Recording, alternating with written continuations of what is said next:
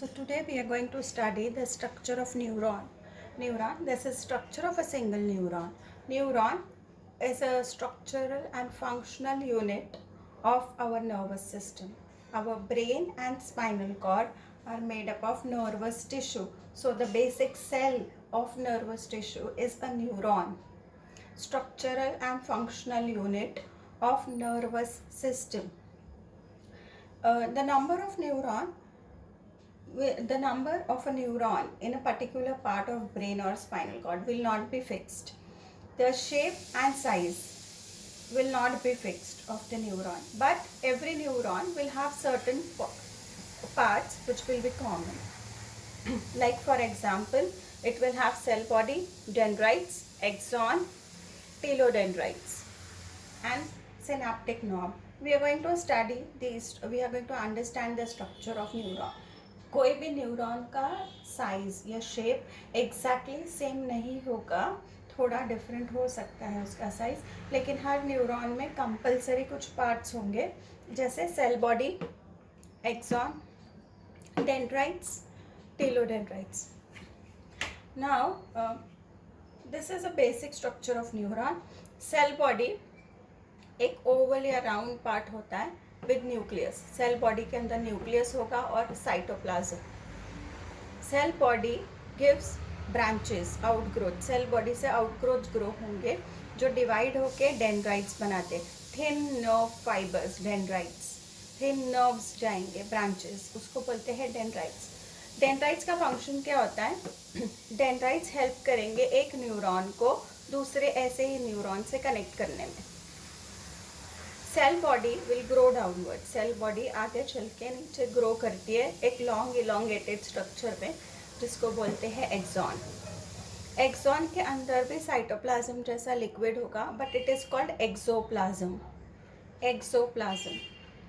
Cell body के अंदर cytoplasm and nucleus, axon के अंदर एक्सोप्लाज्म. जितना स्ट्रक्चर एक्सॉन का है उतना एक्सॉन का स्ट्रक्चर बाहर से पूरी तरफ से axon will be covered by a protective layer, protective membrane which is called myelin sheath. But this covering myelin sheath is discontinuous.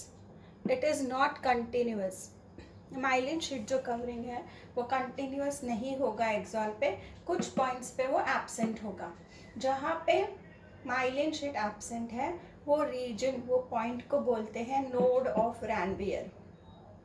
अब ये प्रोटेक्टिव कवरिंग है माइलिन शीट, तो ये पूरी तरह से क्यों नहीं है, इनकम्प्लीट क्यों है? क्योंकि न्यूरॉन का काम है to send impulse, to send order. Neuron हमारे बॉडी पार्ट्स और ऑर्गन को इम्पल्स भेजता है. इम्पल्स मतलब message from brain and spinal cord. अब न्यूरॉन को अगर इम्पल्स भेजना है, मैसेज सेंड करना है, तो neuron should become excited. Neuron should go in excited state. अब न्यूरॉन को एक्साइटेड स्टेट में जाने के लिए उसका जो एक्सॉन है, उसका एक्सॉन का मेम्ब्रेन, एक्सॉन का प्लाज्मा मेम्ब्रेन पोलराइज्ड होना चाहिए. तो ये कब होगा, न्यूरॉन एक्साइट कब होगा? जब आयंस का इम्बैलेंस होगा.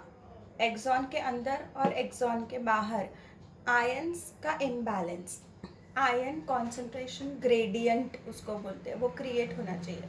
तो इसके लिए आयंस का मूवमेंट होना चाहिए. आयंस का मूवमेंट होने के लिए नोड ऑफ रैनवियर है, जहाँ पे कोई प्रोटेक्टिव माइलिन शीट नहीं है.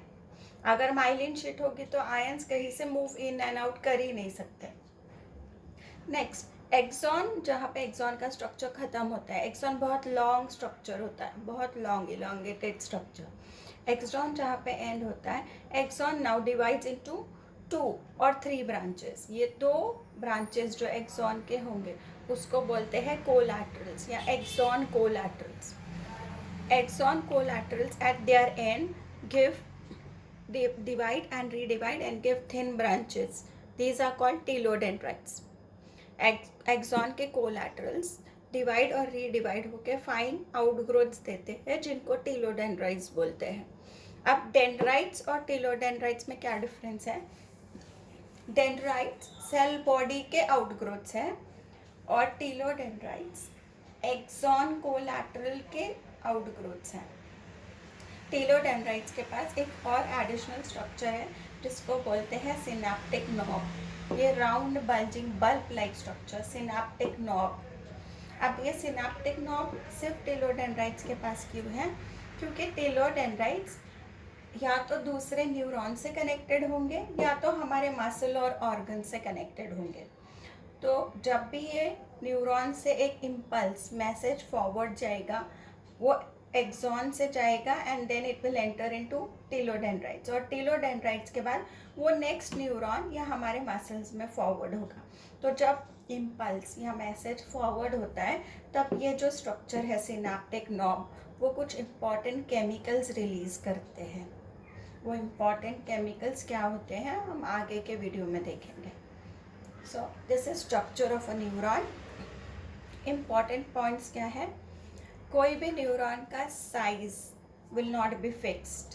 उसमें कितने डेंड्राइट्स है, उसका एक्सॉन कितना बड़ा है, will not be fixed, but every neuron will have some common and important parts like cell body, इसके अंदर साइटोप्लाज्म है और nucleus. Cell body gives outgrowths called dendrites. Cell body grows downwards to form axon.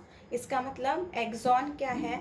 ये cell body का outgrowth है, cell body का cytoplasmic extension, या ये एक्सॉन इज प्रोजेक्शन और प्रोसेस ऑफ सेल बॉडी। ये वर्ड्स यूज हो सकते हैं एक्सॉन के लिए। नेक्स्ट, एक्सॉन, जितना भी रीजन एक्सॉन का होगा it will be covered by protective layer myelin sheath which is discontinuous. जहाँ पे माइलिन शीट नहीं है उसको बोलते हैं node of Ranvier. Axon grows downwards to give two branches called collaterals.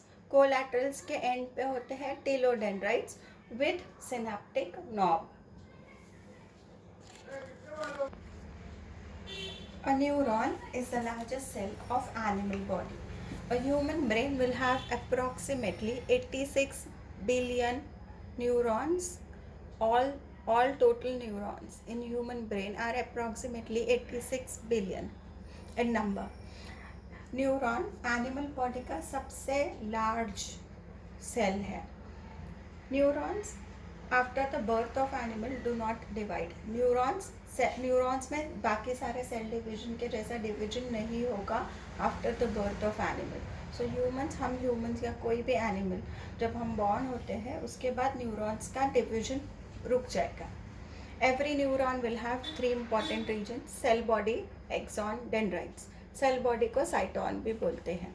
Axon और डेंड्राइट्स सेल बॉडी के एक्सटेंशंस हैं। Extensions, cytoplasmic extensions of cyton, ये दोनों सेल बॉडी से ही ग्रो होंगे, आउटग्रो, और ये साइटोप्लाज्मिक एक्सटेंशंस होंगे सेल बॉडी के। न्यूरॉन का जो इम्पोर्टेंट पार्ट है, one of the important parts of neuron जो सेल बॉडी है वो सेंट्रल होगा पोजीशन में। It will be little large, not elongated, large oval central part cell body, जिसको साइटोन भी बोलते हैं। सेल बॉडी के अंदर क्या क्या प्रेजेंट होगा? न्यूक्लियस और साइटोप्लाज्म। सेल बॉडी का साइटोप्लाज्म की कुछ स्पेशलिटीज़ हैं, उसमें जो चीज़ें प्रेजेंट है उनमें से कुछ एक्सॉन में नहीं होंगे। तो सेल बॉडी या साइटोन के साइटोप्लाज्म में क्या प्रेजेंट होगा? Cell organelles. सेल ऑर्गेनल्स मतलब mitochondria, nucleus, endoplasmic reticulum, ribosomes, ये सब प्रेजेंट होंगे। और उसमें ग्रैन्यूल्स प्रेजेंट होंगे साइटोप्लाज्म में, जिनको बोलते हैं नीजल्स ग्रैन्यूल्स। नीजल्स ग्रैन्यूल्स, उनका अगर केमिकल नेचर देखा जाए तो वो राइबोप्रोटीन्स हैं। Nissl granules, they are riboproteins. Next, neurofibrils होंगे। Neurofibrils thin, very thin thread like fibres which are made up of protein. ये न्यूरोफिब्रिल्स पूरे साइटोप्लाज्म में होंगे of cell body and of neuron, और ये सेल बॉडी या साइटोन का स्ट्रक्चर और शेप मेंटेन करने में हेल्प करते हैं और इम्पल्स ट्रांसमिट करने में, इम्पल्स को फॉरवर्ड भेजने में भी हेल्प करते हैं न्यूरोफिब्रिल्स। नेक्स्ट पार्ट न्यूरॉन का वो है axon. The next part of neuron that we are going to study is axon. Axon is elongated and cylindrical part This axon part of neuron is responsible for generation of impulse. Axon में generation of impulse होगा. Generation का मतलब impulse. एक impulse जो है सबसे पहले कहाँ start होगा? axon में. Impulse starts in the axon. Cell body से स्टार्ट नहीं होता, वो एक्सॉन से ही स्टार्ट होता है इम्पल्स. इसलिए एक्सॉन्स में आयंस को अंदर और बाहर जाने के लिए प्लेस है नोड ऑफ रैनवियर. क्योंकि जब तक आयंस इन और आउट मूव नहीं करेंगे जनरेशन ऑफ इम्पल्स नहीं होगा. Because in axon a new impulse is generated, so axon is called conduction zone. Axon को कंडक्शन जोन बोलते हैं क्योंकि यहाँ पे एक पहला न्यू नया इम्पल्स स्टार्ट होता है, जनरेट होता है. What is axon? Axon is part of cyton. Outgrowth है वो साइटॉन का. सो साइटॉन के कौन से पार्ट से एक्सॉन ग्रो होगा, वो पार्ट को बोलते हैं एक्सॉन हिल्लॉक. एक्सॉन हिल्लॉक साइटॉन का पार्ट है जिससे एक्सॉन ग्रो होगा.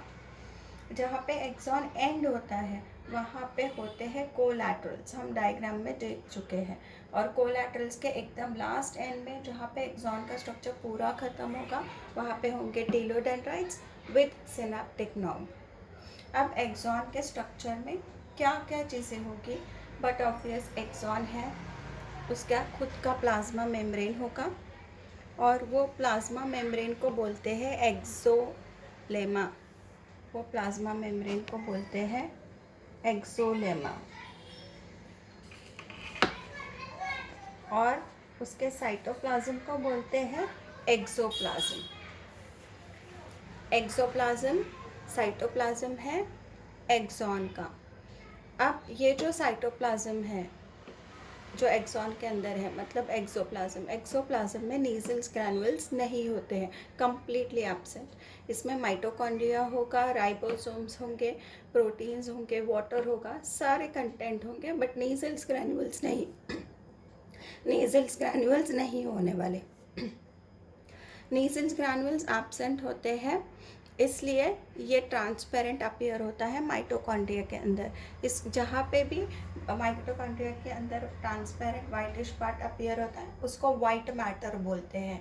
तो mostly white matter of brain, white matter brain का वो पार्ट होता है जिसमें वो स्ट्रक्चर दिखेगा जिसमें नीजल्स ग्रैनुअल नहीं होते. नीजल्स ग्रैनुअल्स जो भी पार्ट में होंगे ब्रेन के वो ग्रे अपीयर होगा, उसको ग्रे मैटर बोलते हैं. तो वो ग्रे कलर नीजल्स ग्रैनुअल की वजह से अपीयर होता है. तो Nissl's granules are absent in axoplasm and Nissl's granules are present in cytoplasm of cell body.